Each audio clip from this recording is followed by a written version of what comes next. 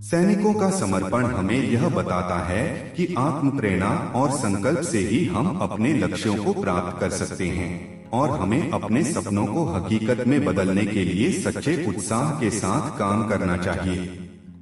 सैनिकों का समर्पण हमें यह शिक्षा देता है कि हमें अपने कार्यों में ईमानदारी और दृढ़ता के साथ कार्रवाई करना चाहिए और हमें जिम्मेदारी पूर्ण तरीके से अपने कर्तव्यों का पालन करना चाहिए।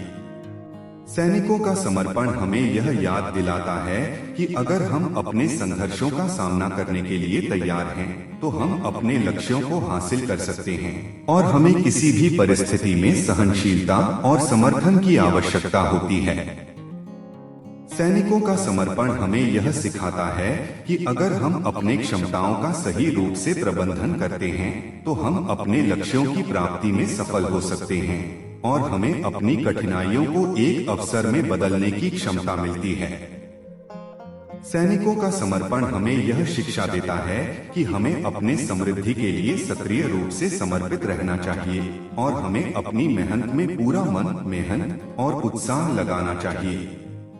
सैनिकों का समर्पण हमें यह सिखाता है कि जीवन में हमें आत्मनिर्भरता के साथ आगे बढ़ने के लिए हमें अपने लक्ष्यों के प्रति समर्पित रहना चाहिए और हमें अपने और अपने परिवार के भविष्य की जिम्मेदारी को सावधानी पूर्वक निभाना चाहिए।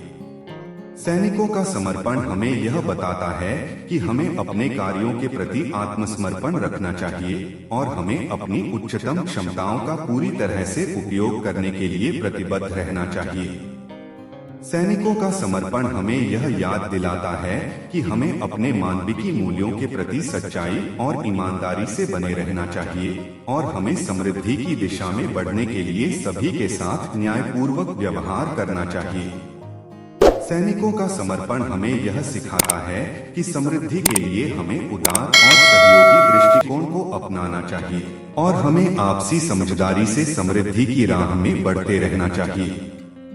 सैनिकों का समर्पण हमें यह सिखाता है कि हमें अपने देश के सेवा में समर्पित रहना चाहिए और हमें अपने साथी सैनिकों के साथ एक मजबूत एकता की भावना को बनाए रखना चाहिए।